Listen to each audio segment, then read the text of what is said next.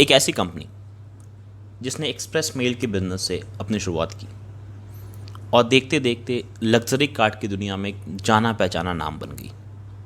जी हाँ, American express या MX, जिसका नाम सुनते ही हमारे मन में जो सबसे पहला शब्द आता है वो है मेंबरशिप रिवॉर्ड। और यही मेंबरशिप शब्द इसे बाकी क्रेडिट कार्ड कंपनी से अलग करता है, क्योंकि बाकी क्रेडिट कार्ड कंपनीज में आप होते हो कार्ड होल्डर, लेकिन अमेरिकन एक्सप्रेस में आप होते हैं अमेरिकन एक्सप्रेस मेंबर। तो आज हम बात करेंगे अमेरिकन एक्सप्रेस के बारे में और जानेंगे कि इसकी शुरुआत कहाँ से हुई। अमेरिकन एक्सप्रेस की शुरुआत 1850 में Henry Wells, William G Fargo और जॉन वैरन ने न्यूयॉर्क में की थी। पर उस वक्त ये कंपनी फाइनेंशियल सेक्टर में काम नहीं करती थी, बल्कि एक्सप्रेस मेल के बिजनेस में काम करती थी, जिसका काम था लोगों के पार्सल को डिलीवर करना। और उस वक्त भी अमेरिकन एक्सप्रेस अपने कस्टमर सर्विस के लिए जानी जाती थी। लोगों ने अमेरिकन एक्सप्रेस की सर्विस पे अपना भरोसा दिखाया और देखते ही देखते एमएक्स न्यूयॉर्क की सबसे बड़ी एक्सप्रेस मेल कंपनी बन गई। लेकिन जैसा होता है कि हम ओवर द टाइम अपने बिजनेस को डाइवर्सिफाई करना चाहते हैं, तो अमेरिकन एक्सप्रेस ने भी ऐसा ही डिसाइड किया। 1857 आते आते अमेरिकन एक्सप्रेस ने अपने आप को एक्सपैंड करना शुरू किया और तय किया कि अब वो फिनेंशियल सेक्टर में मनी ऑर्डर के बिजनेस के साथ कदम रखेंगे और वो सीधा compete करेंगे यूनाइटेड स्टेट पोस्ट ऑफिस के साथ। और यहाँ से शुरुआत हुई अमेरिकन एक्सप्रेस के फिनेंशियल बिजनेस के जर्नी की। कहते हैं कि एक सफल बिजनेसमैन वही होता है जो हर जगह बिजनेस अपॉर्चुनिटी देख लेता है। शायद कुछ ऐसा ही होने वाला था जेसी फार्गो के साथ, जब वो यूरोप किसी काम से गए। उस वक्त किसी और देश में पैसा निकाल पाना आज की तरह आसान नहीं था, और यही दिक्कत उनके साथ भी हुई। अगर कुछ बड़े शहरों को छोड़ दिया जाए तो बाकी जगह पे उन्हें पैसे निकालने में काफ़ी मशक्क़त करनी पड़ी। इस बात से वो काफ़ी गुस्से में भी थे और हैरान भी थे।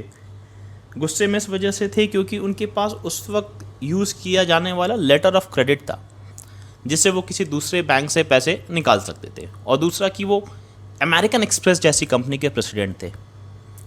लेकिन शायद यही परेशानी अमेरिकन एक्सप्रेस को एक नए आयाम पर ले जाने के लिए तैयार थी। जब वो अमेरिका वापस आए तो उन्होंने अपनी टीम से कहा कि हमें लेटर ऑफ क्रेडिट की जगह उसका एक बेहतर विकल्प ढूंढना होगा। फिर क्या था, पूरी अमेरिकन एक्सप्रेस की टीम लग गई एक नए विकल्प तैयार करने में, और 1981 में अमेरिकन एक्सप्रेस ने ट्रैवलर चेक लॉन्च किया। और ट्रैवलर चेक्स लॉन्च होते ही अमेरिकन एक्सप्रेस एक इंटरनेशनल कंपनी बन गई।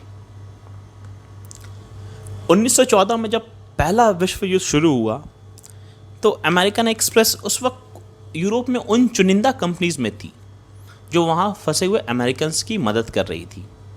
उन्हें लेटर ऑफ क्रेडिट के ऊपर पैसे दे रही थी, उनके घर जाने में उनकी मदद कर रही थी। तो आप इस बात से अंदाज़ा लगा सकते हैं कि आज अमेरिकन एक्सप्रेस को हम जिस कस्टमर सर्विस के लिए जानते हैं, इसकी शुरुआत आज नहीं हुई है।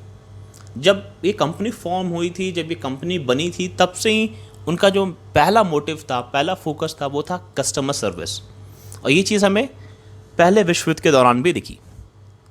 आपको ये भी जान के हैरानी होगी कि ब्रिटिश गवर्नमेंट ने अमेरिकन एक्सप्रेस के साथ टाई अप किया वर्ल्ड वॉर 1 के दौरान कि वो उनके लिए पार्सल रिलीफ मटेरियल्स डिलीवर करें। और विश्व युद्ध के दौरान अमेरिकन एक्सप्रेस ने 150 टन पार्सल डिलीवर किया 6 देशों में हर दिन। 1917 ये वो वक्त आया जब अमेरिका में कोयले की कमी हो गई, और उस वक्त के अमेरिकन प्रेसिडेंट वुड्रो विल्सन ने तय किया कि अब यहाँ जितनी भी एक्सप्रेस मेल कंपनी हैं उन सबको मर्ज करके एक सिंगल कंपनी बनाई जाएगी। और 1918 में एक नई कंपनी बनाई गई जिसका नाम रखा गया अमेरिकन रेलवे एक्सप्रेस एजेंसी।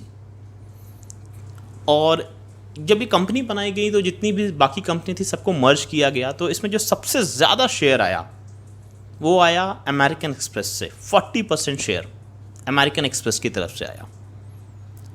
और जब ये कंपनी फॉर्म हुई तो अमेरिकन एक्सप्रेस को अपने एक्सप्रेस मेल के बिजनेस से हाथ धोना पड़ा, और यहाँ पे उनकी एक जर्नी ख़त्म हो गई।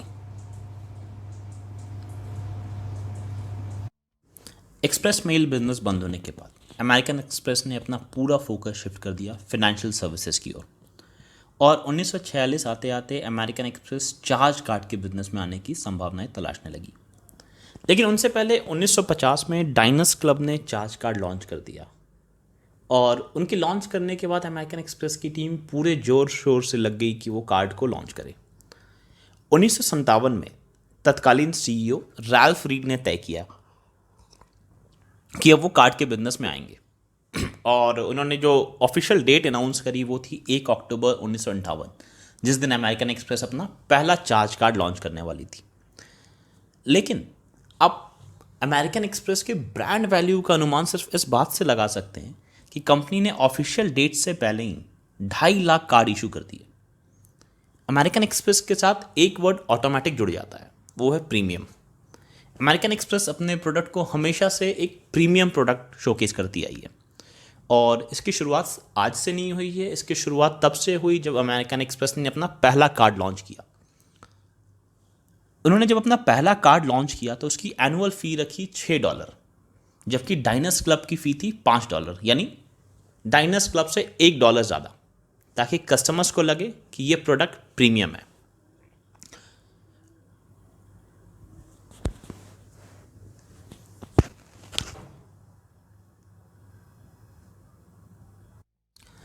$1959 में अमेरिकन एक्सप्रेस विश्व की पहली ऐसी कंपनी बनी जिसने प्लास्टिक कार्ड इशू करना शुरू किया। उसके पहले जो भी कार्ड इशू होते थे वो बने होते थे पेपर्स के। और यहाँ से सिलसिला शुरू हुआ अमेरिकन एक्सप्रेस के कार्ड्स लॉन्च करने का। तो हम इस वीडियो में हम बात करेंगे कुछ एक्सक्लूसिव अमेरिकन एक्सप्रेस कार्ड्स के बारे में। 1966 में अमेरिकन एक्सप्रेस ने लॉन्च किया गोल्ड कार्ड, जिसका टारगेट कस्टमर्स थे वहाँ के बिजनेसमैन। और ये कार्ड काफ़ी पॉपुलर हुआ यूनाइटेड स्टेट्स में। फिर आया 1984 का वक्त, जब अमेरिकन एक्सप्रेस ने लॉन्च किया उस वक्त का अमेरिकन एक्सप्रेस का सबसे exclusive card, American express platinum card. और ये कार्ड सिर्फ कुछ चुनिंदा अमेरिकन एक्सप्रेस कस्टमर्स के लिए था, क्योंकि ये कार्ड था बाय इनविटेशन ओनली। तो इसके लिए कंपनी ने क्राइटेरिया डिसाइड करी कि आप कम से कम 2 साल से अमेरिकन एक्सप्रेस कार्ड यूज़ कर रहे हो, आपकी स्पेंडिंग कैपेसिटी और रीपेमेंट कैपेसिटी काफ़ी अच्छी होनी चाहिए। तो आप इस बात से इसका अंदाज़ा लगा सकते हो कि ये कार्ड एक अलग लीग के लिए लॉन्च किया गया था। और इसकी जो एनुअल फ़ी रखी गई थी, उस वक्त इसकी एनुअल फ़ी रखी गई थी $250। और ये कार्ड अमेरिकन एक्सप्रेस का सबसे पॉपुलर प्रीमियम कार्ड में से एक बना। लेकिन अगर आप ऐसा सोच रहे हो कि अमेरिकन एक्सप्रेस प्लैटिनम कार्ड सबसे एक्सक्लूसिव कार्ड है अमेरिकन एक्सप्रेस का, तो आप गलत हो। 1998 तक प्लैटिनम कार्ड सबसे एक्सक्लूसिव कार्ड हुआ करती थी।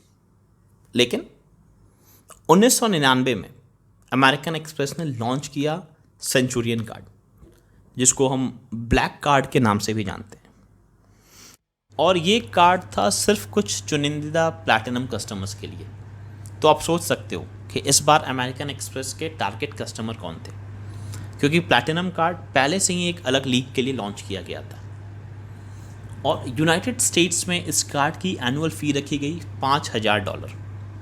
और इसके साथ था वन टाइम प्रोसेसिंग फ़ी $10,000 का, यानी एक कार्ड के लिए आपको देने पड़ रहे थे $15,000। अगर मैं आज की डेट में इसे इंडियन करेंसी में कन्वर्ट करूं तो एक कार्ड के लिए आपको देने पड़ रहे थे लगभग 11 लाख रुपए। और ये बना अमेरिकन एक्सप्रेस का सबसे एक्सक्लूसिव कार्ड। इतनी महंगी फ़ी होने की वजह से अमेरिकन एक्सप्रेस एक बड़े मार्केट सेगमेंट को इग्नोर करता हुआ आ रहा था। तो उसको ध्यान में रखते हुए अमेरिकन एक्सप्रेस ने 2002 में अपना पहला कार्ड लॉन्च किया, जिसकी कोई एनुअल फ़ी नहीं थी, और उस कार्ड का नाम रखा क्लियर कार्ड। 2006 में अमेरिकन एक्सप्रेस के यूके डिवीज़न ने एक रेड कार्ड लॉन्च किया, जिसमें वो हर परचेस के ऊपर कुछ परसेंटेज अफ्रीका में जो एजेंसीज थी जो कि वहाँ के बच्चों और औरतों के लिए काम कर रही थी, जो एड्स से या फिर ट्यूबरकुलोसिस या मलेरिया से ग्रसित थे, वहाँ पे उन्होंने कुछ परसेंटेज डोनेट करना शुरू किया। जैसा कि हम सब जानते हैं, अमेरिकन एक्सप्रेस अपने रिवॉर्ड्स पॉइंट्स के लिए या रिवॉर्ड प्रोग्राम के लिए जाना जाता है। इसी तरफ कदम बढ़ाते हुए अमेरिकन एक्सप्रेस ने American Express corporate card program launch किया, जिसमें उसने कंपनीज के साथ टाई अप करना शुरू किया और उनके एम्प्लॉयज़ को कार्ड इशू करना शुरू किया। तो आप अमेरिकन एक्सप्रेस को हम रिवॉर्ड्स प्रोग्राम के लिए जानते हैं, और इसी तरफ कदम बढ़ाते हुए अमेरिकन एक्सप्रेस ने American Express corporate card program launch किया, जिसमें वो कंपनीज के साथ टाई अप करती थी और उनके एम्प्लॉयज़ को अमेरिकन एक्सप्रेस कार्ड इशू करती थी, और कार्ड्स के हिसाब से आपको ट्रैवल में, होटल्स में, रिटेल्स में डिस्काउंट या फिर रिवॉर्ड पॉइंट्स मिलने शुरू हो जाते थे। इसके साथ ही उन्होंने विश्व की बेहतरीन कंपनीज के साथ टाई अप करके ज्वाइंट कार्ड लॉन्च किया, ताकि वहाँ भी कस्टमर्स को वो ज़्यादा से ज़्यादा बेनिफिट दे सके। और इसी कड़ी में एक और नाम ऐड ऑन हो गया 2013 में, जिसको हम सेंचुरियन लाउंज के नाम से जानते हैं। ये लाउंज आपको किसी भी बड़े एयरपोर्ट पे आसानी से मिल जाएगा, और यहाँ पे उन्होंने अपने प्लैटिनम और सेंचुरियन कार्ड होल्डर्स के लिए सारी सर्विसेज फ्री कर दी। 31 दिसंबर 2019 को जारी किए गए आंकड़ों के हिसाब से अमेरिकन एक्सप्रेस के पास 114 मिलियन एक्टिव यूज़र्स हैं, और जिसमें से 54 मिलियन एक्टिव यूजर्स सिर्फ यूनाइटेड स्टेट्स में हैं, और उनकी एवरेज स्पेंडिंग कैपेसिटी है $19,000। 2020 में फॉर्च्यून मैगजीन ने अमेरिकन एक्सप्रेस को top 10 companies to work for में शामिल किया। शायद आप में से काफ़ी लोगों को ये बात पता ना हो कि MTV और निकलोडियन जैसे पॉपुलर टीवी चैनल्स की शुरुआत भी अमेरिकन एक्सप्रेस ने वार्नर कम्युनिकेशन के साथ मिलकर की थी, और बाद में ये बिज़नेस उन्होंने वायाकॉम को बेच दिया। आई होप आपको हमारा ये वीडियो पसंद आया होगा। अगर ये वीडियो आपको पसंद आया तो इसे लाइक करें, शेयर करें और हमारे चैनल को सब्सक्राइब करें।